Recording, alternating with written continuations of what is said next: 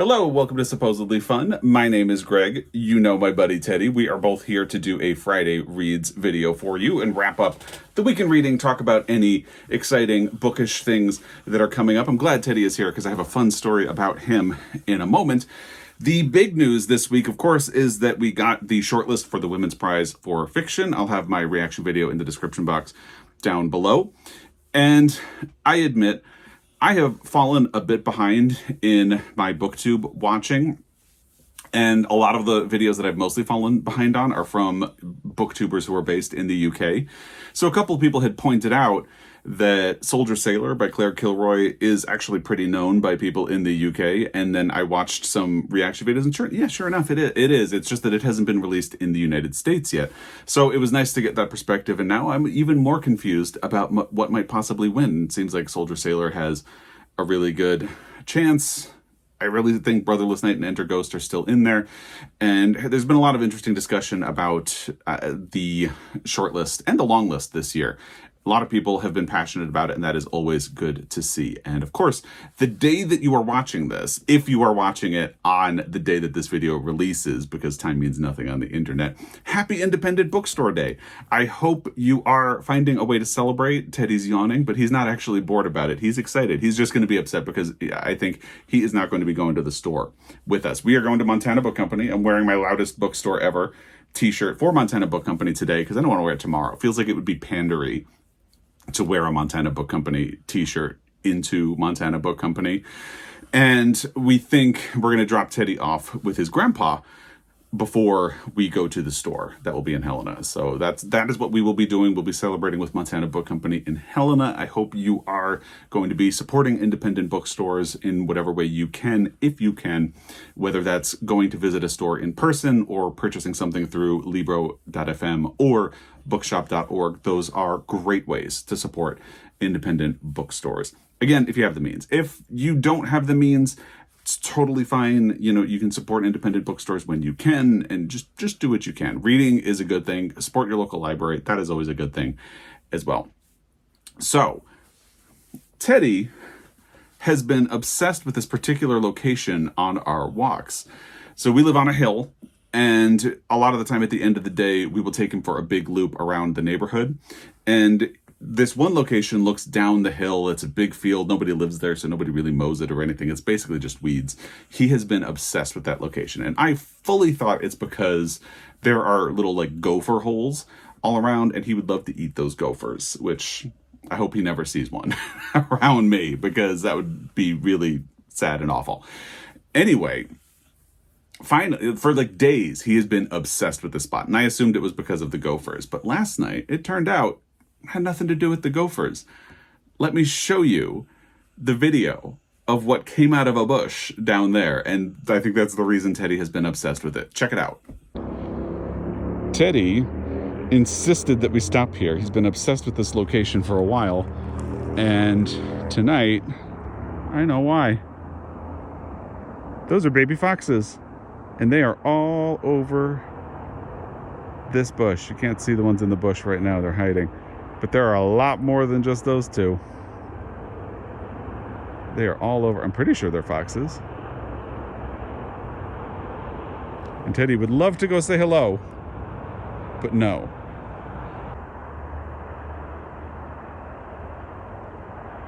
Playful little guys.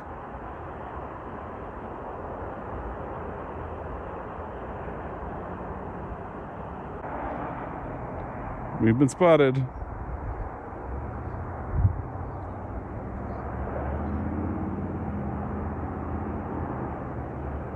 Yeah, can you believe that?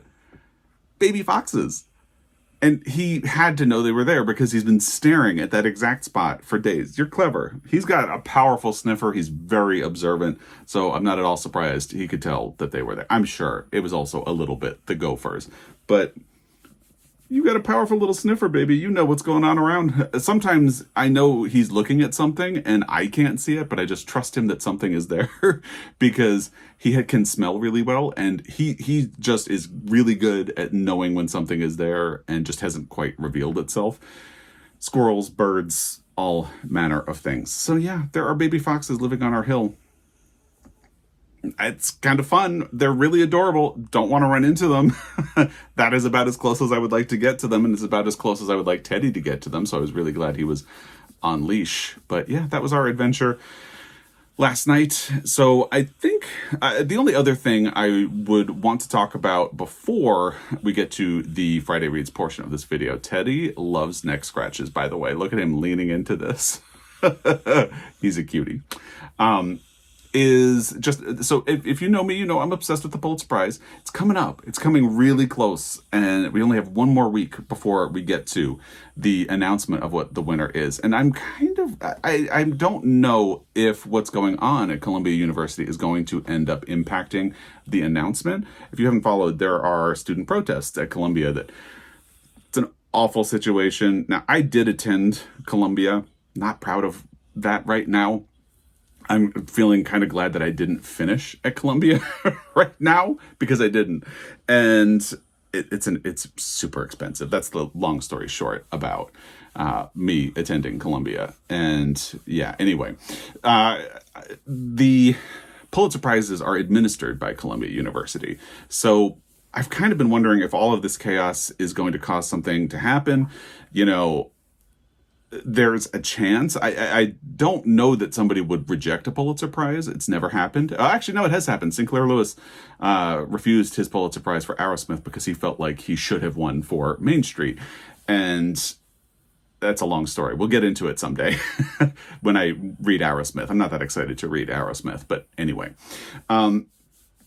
So if you follow book news, you might know what's happened with the PEN America prizes, that some authors withdrew their books from consideration, and they have canceled the PEN America ceremony to celebrate their prize. They have a bunch of different categories. So that the ceremony has been canceled.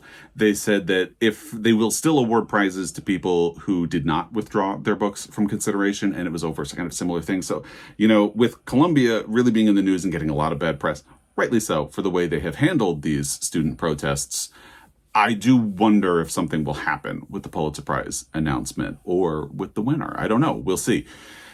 And that's just very much to be determined. That's just something I was thinking about last night because I've been kind of paying attention to the news about Columbia, and it just came into my head last night. Well, what if this impacts the Pulitzer? I don't know. We'll find out. And it's just a bad situation all around, but it just entered my head, so I kind of want to throw that out there. We should be getting the winner on May 6th, and who knows, maybe there will be drama. We shall see. Anyway, let's get to the actual Friday Reads portion of this video, shall we, Teddy? Because it's been a big reading week. I actually managed to finish 2 books, and I DNF'd something. So I mentioned last week that I was going to be starting, or had started, The Adventures of Huckleberry Finn. I am really embracing the DNF this year, and I only made it about 19 or 20% in. I am sort of tempted not to even say that I started the book with only 19%, but I just really wasn't vibing with the book. And Joel actually finished the book, and he didn't really enjoy it. So I had been wanting to read this because I want to read James by Percival Everett. And it just feels a little more essential to me, ultimately, because Demon Copperhead was a retelling of David Copperfield. But this is sort of a reinterpretation of things that happen in Huckleberry Finn. So I figured it would make sense to make sure I read it first, but I really wasn't enjoying it. And here's the thing you have to know about me. I really dislike books about troublemakers historically, especially when I was a kid. And I was a big rule follower as a kid. So you can imagine I hated the Curious George books. Anytime my mother read me a Curious George book, I would actually get angry. And I would say, the man in the yellow hat told him not to do that. And I'd get really upset to the point where my mother said, I'm not reading you Curious George books anymore. And I was like, good. Also hated the Cat in the Hat because he made a mess. Even though he cleaned it up in the end, I was like, he made a mess. They didn't want him to do that. They told him no repeatedly. And yeah, so that's kind of my vibe. So you can imagine, I don't like Huckleberry Finn at all. Big troublemaker. Likes to play pranks, and I'm just not into that. I hate pranks. And, you know, prank videos online, Joel sometimes likes to watch them, and, you know, I'll be sitting next to him, and I'll just say, if you ever do that, divorce. Like, instant divorce. Not into it. So I was really having a hard time with Huckleberry Finn. And then the good news is Joel finished it and started Jim. And he said, I actually don't think you need to have read, because it does reinterpret to the point where it feels like a different book. So I think you can get away with not reading it. And he didn't particularly enjoy it. And he didn't think that I would enjoy it either. So with Joel's blessing and advice, I decided to DNF. And again, I am really embracing the DNF in 2024. Last year, I only DNF'd one book in the whole year. And this year, this is now, I think, the fourth book. Let me double check with DNFs. Yes, this is now the fourth book that I have DNF'd, and it's only the fourth month of the year. It's coming to an end. We're almost in the fifth month, but still, 4 books in 4 months, and actually 2 of them were in the month of April. So I feel like my reading stats for April are low. Like, I haven't finished all that many books, but I've DNF'd 2. And the DNF process has been a bit of a dragged out thing, because I feel like I feel obligated. I feel like I should continue a little further. And what I'm coming to now is just embrace the DNF and keep going, because I think part of the thing is that I feel like I'm a little difficult to please with books right now. And I know that part of that, or big part of that, maybe the only main reason, is that I've been mentioning it a couple of times, sort of with it being an election year and a lot going on in the news. I am managing my stress level and my anxiety. It's something that I've managed my whole life. And, I'm in a tough spot with that, because the world's on fire and it's an election year. Could get worse. Who knows? Teddy has been very sweet about it and helping manage. And of course, Joel has as well. But I feel like I'm having a hard time getting into books, especially if there's a bit of a hurdle to get over, like a protagonist who is a troublemaker. And by the use of the N-word, I've heard people talk about it. It's aggressive how often it is used. And, the thing is, yes, Mark Twain is writing in the vernacular of the time. You can definitely talk about that at great length. And maybe people back then did use the N-word as much as this in conversation. But I've read other books from the time period, and they don't use the N-word that much. So it just feels jarring every single time. So I really wasn't enjoying this book. And I think this year, I'm a proponent of DNFs in general. If a book is not for you, if it's not suiting you, don't force yourself. Forcing yourself is not going to help anything, I don't think, ultimately. If you're not enjoying it, you're not enjoying it. And there's so many other things that you could be reading and spending your time on. So if a book does not give you joy, just put it down and go to the next one, and let the people who enjoy it. It doesn't have to be for you. And yet, because I've had such success without DNFing, I was having a bit of trouble this year giving up on books. So I found myself in that same trap where I feel like I'm obligated. And I think I need to get back to that idea of it's fine. I can put a book down if it's not pleasing me or serving any purpose, if I'm really just not enjoying it at all. Right, Teddy? Right, Teddy? Anyway, so that is me embracing the DNF for 2024. I've already DNF'd 4. How many more will come? I don't know. Stay tuned. We'll have to see. Maybe in the second half of the year, I'll be a little less stressed and a little less anxious, and I'll have a little more patience for some of these books. But I was really having a hard time with the beginning of The Adventures of Huckleberry Finn. And what I tell myself is, if I read 50 pages of a physical book or 15% of an audio, I count it as something that I was reading. So if I stop reading after that, it has to count as a DNF. If I don't make it to that threshold, then I don't count it, and it doesn't matter. A lot of the time, I've picked a book up and read about 10 to 25 pages of a book and said, I'm not in the mood for this right now. And then I haven't even talked about it in a Friday Reads video as something that I picked up at all. Because to me, if I didn't make it that far, it doesn't make any sense to talk about it. And most of the time, it's more like, because I'm such a mood reader, it just ends up being like, I'm not in the mood for this right now. I can't force myself to be into something if I'm not. It's just kind of the way I work. So that was my experience with Huckleberry Finn. Are you going to go to sleep? Oh, I think he's going to go to sleep.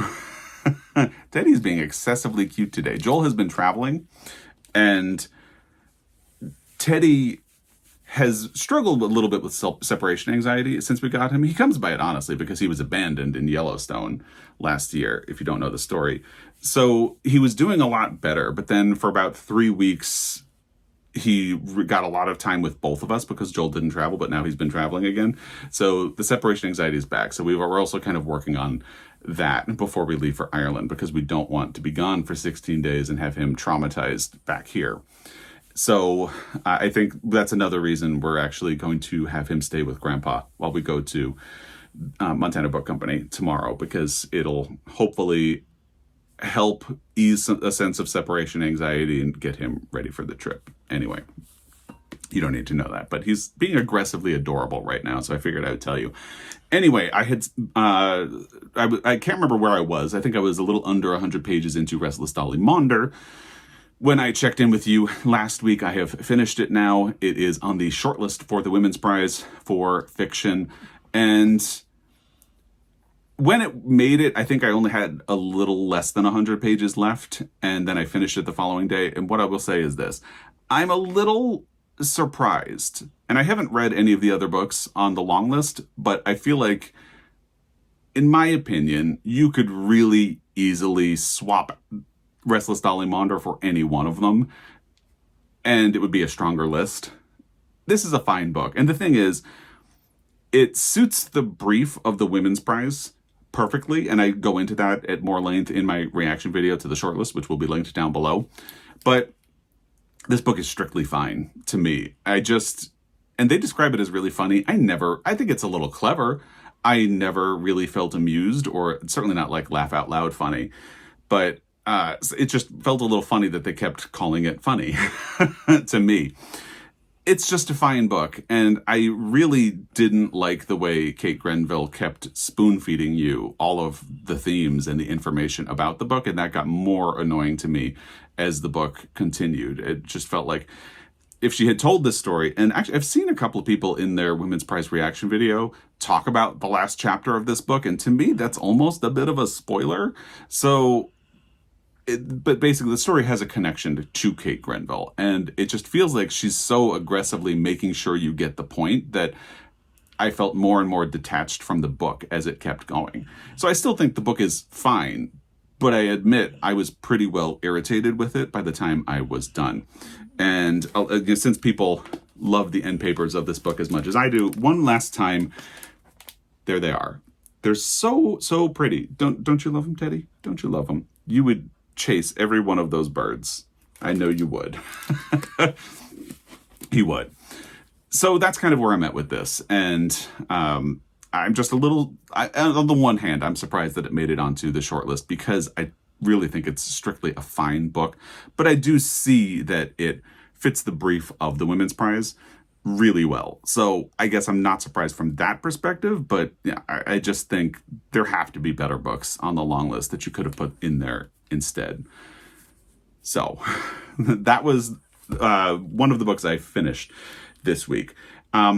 Once I gave up on Huckleberry Finn, it took until about Monday or Tuesday. I think it was Monday. And Tuesday I picked up Clear by Karis Davis. Is it Davis or Davies? Let me double check. I think it is Davies.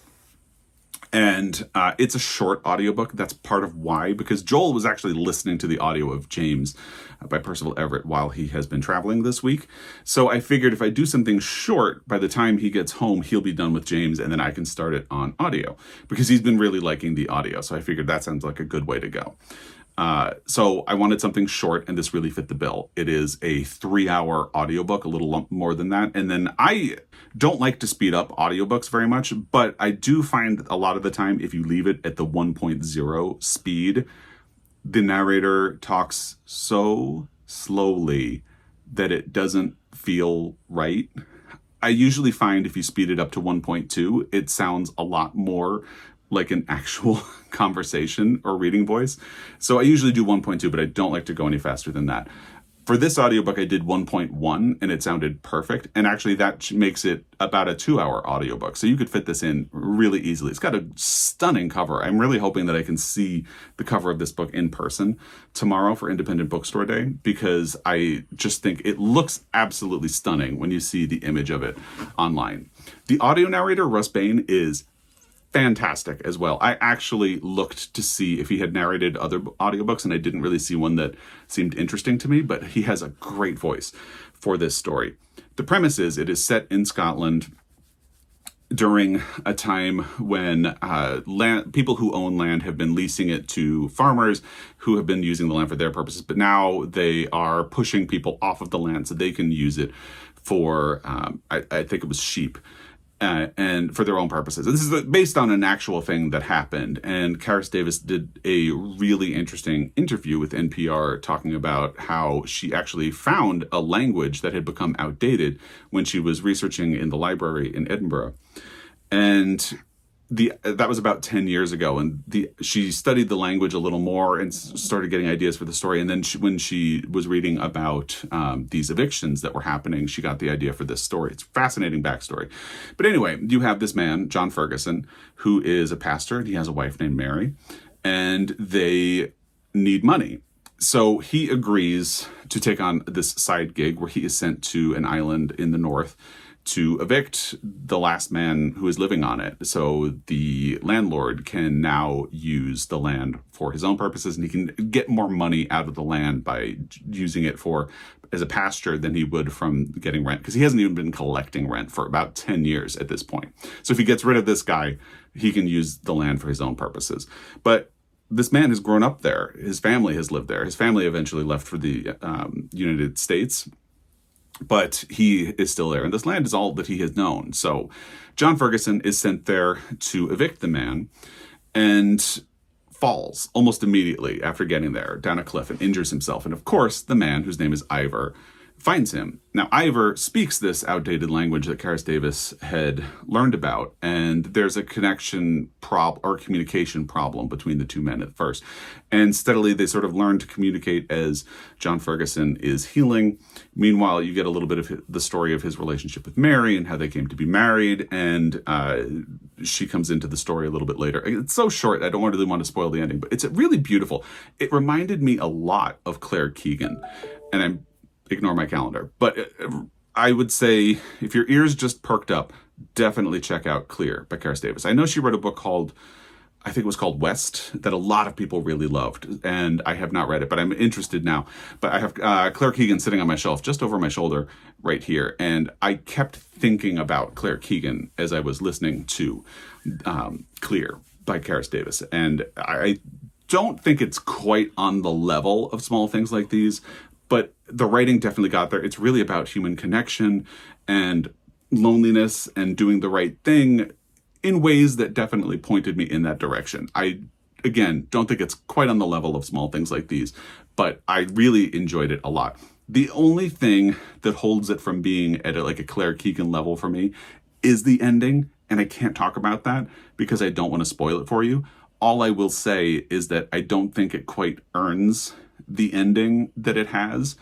I would have needed a little bit more to get there. Even if it had spent maybe 50 more pages building up to it, I think it would have been a little bit better. So I just wanted a little bit more there. But it is a beautiful story of connection. It tells a story that about something that has actually happened. I love that it is about a language that is gone.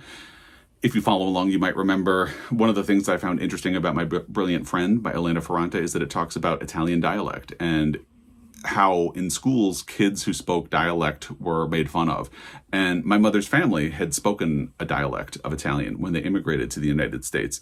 And my mother was born in the United States, but people of her generation in Italy were taught to speak Italian. And by the time I was born, the dialect didn't really exist. And there was a communication barrier between the family in Italy and the family in the United States because only the older generation could understand the dialect. There was that much of a difference. And so I found that part really interesting as well. So I would really highly recommend Clear by Karis Davis. Again, it is a short book, so I would say it is well worth your time. I think he might want down because he seems like he wants to go to sleep. Let me see if I cross my legs again, if that will help him. It might not. So that was the next book that I did on audio. Yes, last night and this morning I listened to some podcasts and caught up on those rather than start an audio because Joel is on his way home today and he just finished. Jim, he texted me right before, or James, right before I started filming this video. So I will be starting James by Percival Everett is my next audiobook, and can't wait to talk about that.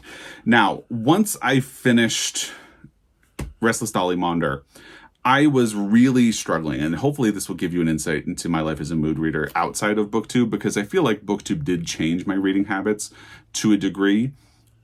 What I used to do all the time is go to my bookshelves when I finished a book and sort of go through and take a pile. And I have my pile right here, so I'll actually show you. I almost put them away and just reshelved them, and I thought, maybe people will find this interesting, because this is what I used to do. I used to pull a handful of books and sort of sit with them and see which one struck my fancy, if any. And that is how I used to pick my next book. Now I sort of have a running list of things that I want to get to. Yeah, I think he wants to go, so let me put Teddy down.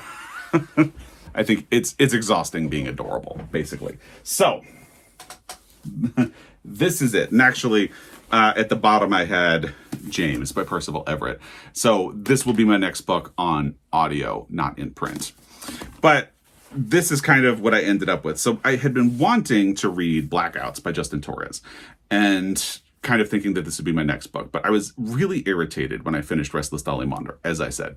So I didn't feel in the mood to start Blackouts. So I started thinking, maybe if I find something quick, I can read it quickly, maybe over the weekend, and then by next week I can pick up Blackouts and maybe finish it before the end of the month. Who knows? We'll see, because all that is up in the air. So I went through my shelves and picked out 1, 2, 3, 4, 5, 6 different books, and sat down with them and looked at the descriptions, read a little bit of the first page and all that. And one of them is a book that I actually had just purchased at my local used bookstore this week. So spoiler for my April book haul, Family Happiness by Laurie Coleman.